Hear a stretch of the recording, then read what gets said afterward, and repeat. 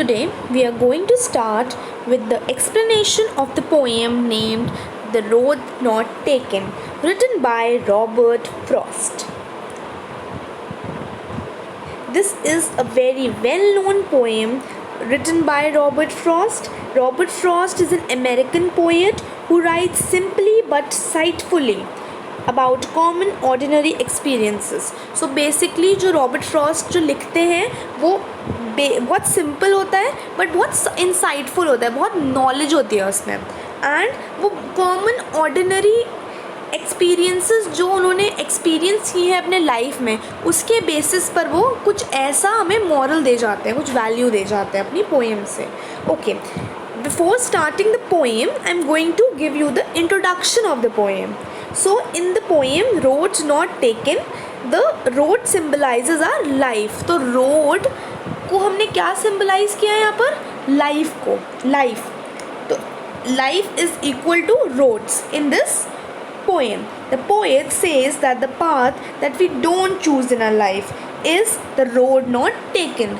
So in this poem poet कहता है कि हमारे पास बहुत सारे रास्ते होते हैं, बहुत सारी रोड्स होती हैं, बहुत सारे पाथ होते हैं. जैसे हम अपनी लाइफ में कोई डिसीजन या कोई पाथ लेते हैं, वैसे ही हमारे पास बहुत सारे पाथ होते हैं. और जो पाथ हम लोग नहीं लेते, जो डिसीजन हम लोग चूज़ नहीं करते अपनी लाइफ के लिए, those are known as the roads not taken. Roads not taken का मतलब जो रास्ते नहीं लिए गए हों. Okay, he describes his feeling about that choice that he had left in the past. So अपना ही एक्सपीरियंस ये डिस्क्राइब करते हैं कि कौन सी चॉइसेस उन्होंने अपने पास्ट में नहीं चूज़ करी थी. The path which we have chosen decides our future, our destination. He is saying that जो पाथ, जो डिसीजन हम लेते हैं अपनी लाइफ में, जो path of the road we take in our life, it decides our future. वही path हमारा फ्यूचर डिसाइड करता है, हमारी डेस्टिनेशन डिसाइड करता है कि हम कितने सक्सेसफुल होंगे. The important message that the poet wants to give is that the choice that we make has an impact on our future, and if we make a wrong choice we regret it but can not go back on it. So जो भी decisions हमें लेने चाहिए वो decisions बहुत ही important decisions होते हैं और वो हमेशा सही डिसीजंस लेने चाहिए, because it has a great impact on our future. वो डिसीजंस, वो पाथ जो हम चूज़ करेंगे वो हमारा पूरा फ्यूचर डिसाइड करता है. That is why it has a great impact on our future. That is why this, due to this reason, if we make a wrong choice we regret, हमें guilty feel होगा, हम regret करेंगे. And उस time पे regret करने से कोई फ़ायदा नहीं, क्योंकि we can not go back on in time.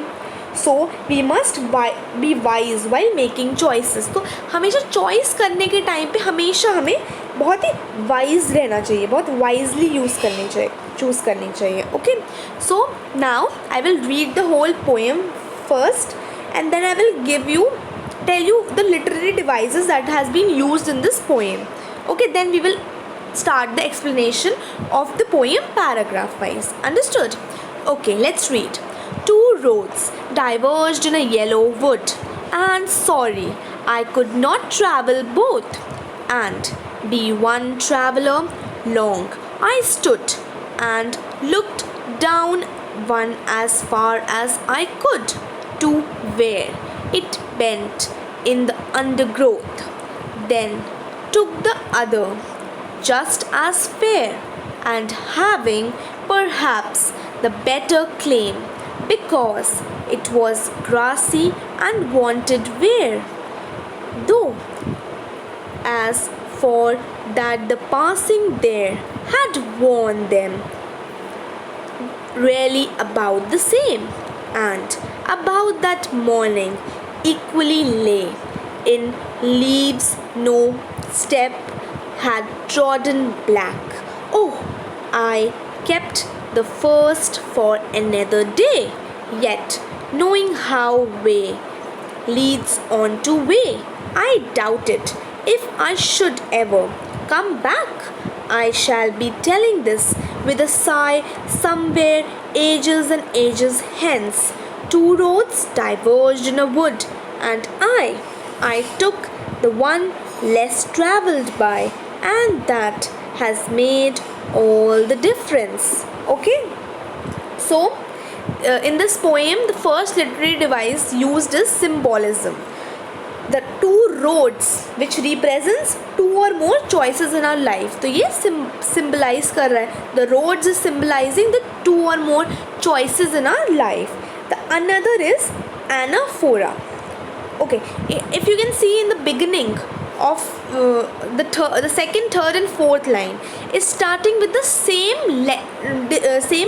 word, that is and. So that is why in the first paragraph anaphora literary device is used.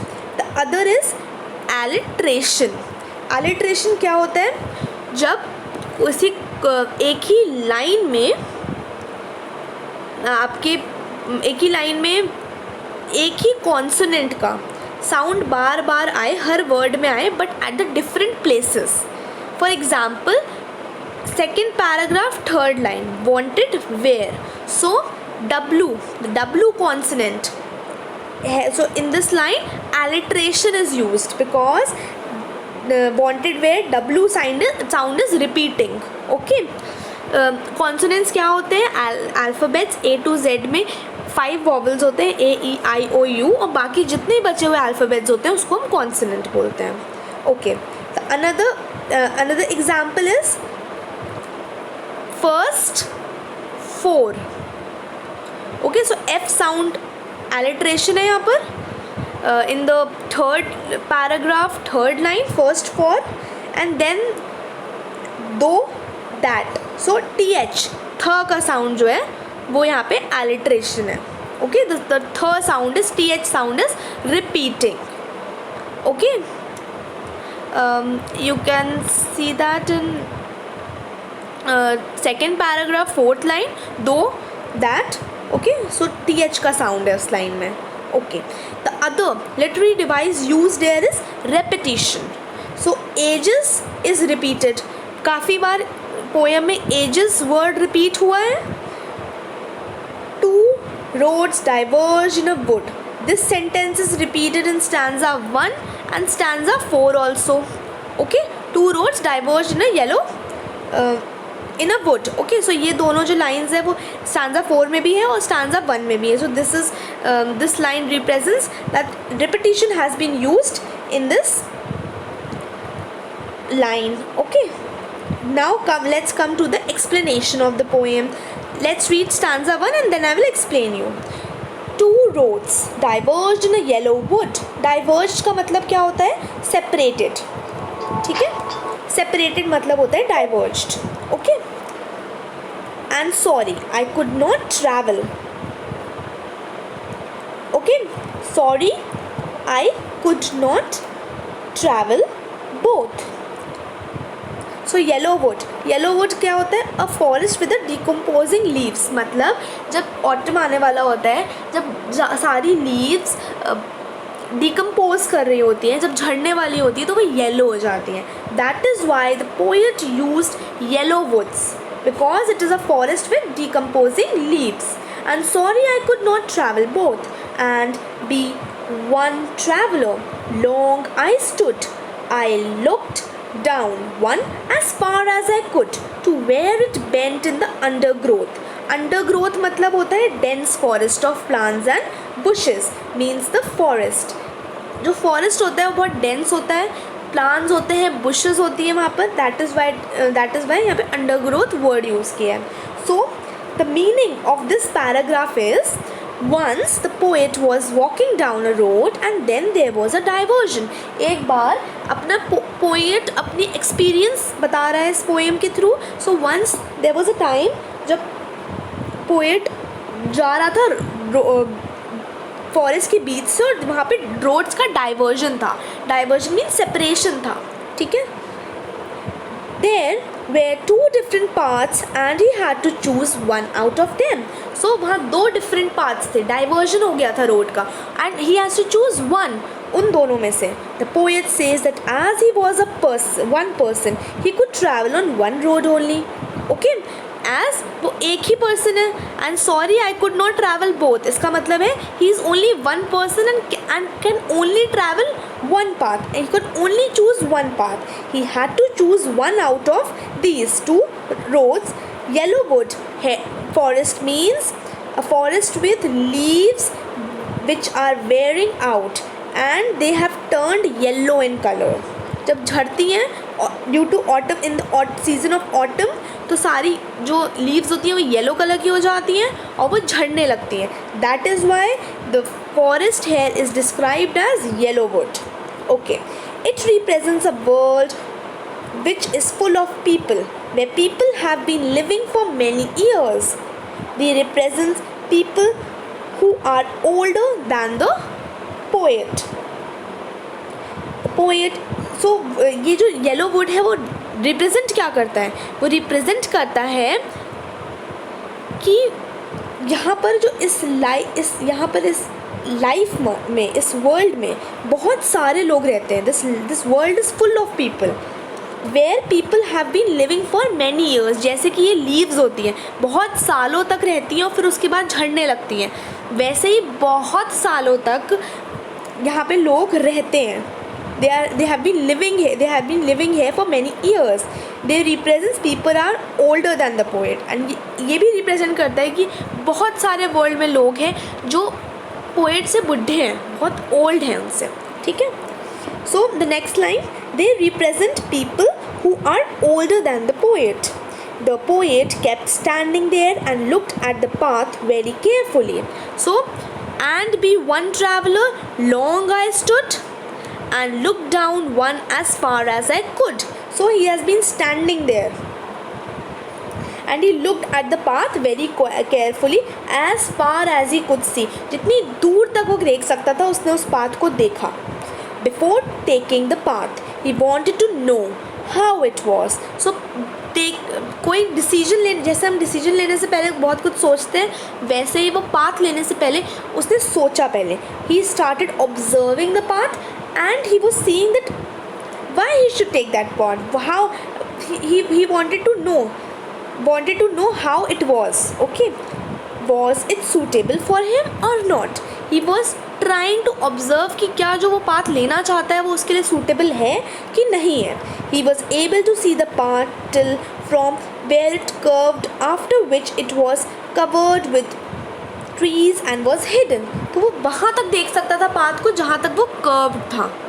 It is written in the last line to where it bent in the undergrowth. So he could see the forest जहाँ पर वो curve आ रहा था. उसके बाद सिर्फ और सिर्फ पाथ हिडन हो गया था due to the dense forest बहुत डेंस था, अंडरग्रोथ थी ऑफ प्लांट्स एंड बुशेस, जिसकी वजह से उसको आगे का रास्ता नहीं दिखाई दे रहा था. It happens in our life also. When we have choose, we have alternatives, but we have to choose only one of them. तो ऐसे ही हमारी लाइफ में भी होता है, हमारे पास बहुत सारी चॉइसेस होती हैं, एक से ज़्यादा चॉइसेस होती हैं, but we can only choose one of them. We take time to think about the pros and cons, whether it is suitable for us or not, and only then we take a decision on what path we should choose. वैसे ही हमारी life में बहुत सारे decisions होते हैं, बहुत सारी choices होती हैं उस चीज़ के लिए, बट हम हमेशा उसके प्रोज एंड कॉन्स देखते हैं. Pros and cons means advantages and disadvantages देखते हैं और फिर ही बहुत सोचने के बाद ही उस डिसीजन लेते हैं कि हमें कौन सा पाथ, कौन सा चूज़ करना चाहिए. So this is what the poet is doing here. Let's see the next paragraph.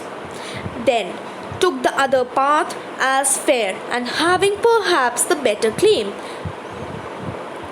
Fair means as good as the other one, and claim का मतलब होता है better option. Because it was grassy and wanted wear. Grassy means unused and wanted wear का मतलब होता है not had been used. Though as for that the passing there had warned them really about the same. So the poet kept on looking at one path for a long time to check if it is right path for him or not, and then he decided and started walking on another path. So बहुत time तक वो एक path को देखता रहा to check, to observe कि क्या वो उसके लिए सही है ये पाथ लेना कि नहीं सही है, और फिर आफ्टर अ लॉन्ग टाइम उसने दूसरा पाथ में चलना स्टार्ट किया। Because he felt that both the paths are equally good, he felt कि दोनों ही पाथ इक्वल हैं, बिल्कुल इक्वली अच्छे हैं। He says just as fair, he has written in the second paragraph first line, just as fair, that means equally good, and started walking on one of them. He adds that maybe he felt that the path was better for him, so he chooses it as it had grass on it, which means that it was unused. So उसने वो जो path choose किया वो उसका reason ये भी था कि उसको लगता था कि वो पाथ बेटर है। वो पाथ उसको इसलिए बेटर लगता था क्योंकि उसके अंदर उसके ऊपर ग्रास थे उस पाथ में। दैट मीन्स कि वो अनयूज्ड है, अभी तक उस पर कोई चला नहीं क्योंकि उसमें बहुत फ्रेश ग्रास थी। Not many people had walk on this path earlier, that is why the path was grassy, that is the reason path grassy था, बहुत ही ग्रीन था। ग्रीन इसलिए था क्योंकि बहुत सारे लोग उस पर चल के नहीं गए थे, that is the reason he chose that path. And wanted wear का मतलब होता है that it had not been used. Here in this line it means that it was not walked over by many people. And after he walked on the path for some distance, he realized that both the paths has been worn out the same way. So जब वो थोड़ा सा distance उसने चला उस path में तो उसने रियलाइज़ किया कि दोनों ही जो पाथ हैं वो एक ही जैसे हैं, दोनों ही पाथ worn out हैं। Both the paths were similar and worn out. worn out मतलब हाँ वो यूज़ करे गए हैं, काफ़ी लोग वहाँ पे चल के गए हैं, और दोनों ही पाथ बिल्कुल इक्वल हैं, worn out है दोनों path. Even in our life we take any path or option, but all of them have the same benefit and disadvantages, problems, challenges, and we must face them.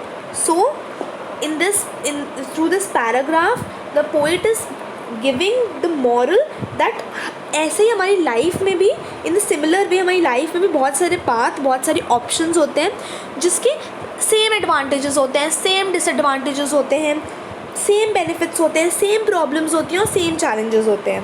And हमें उसको face करना आना चाहिए। We should face them courageously.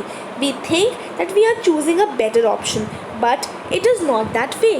हमें लगता है कि हम एक बहुत बेटर ऑप्शन चूज़ कर रहे हैं, बहुत ज़्यादा हमने सोच लिया हम बहुत बेटर ऑप्शन चूज़ कर रहे हैं, बट ऐसा नहीं होता है। हर एक पाथ में, in each and every path there are the disadvantages, there are advantages, there are problems, and there are benefits also. So we should face them courageously. This is what the poet is saying in the second paragraph. So now I'm ending this video. I want you to go through the two paragraphs, and if you have any doubt you can ask. Thank you.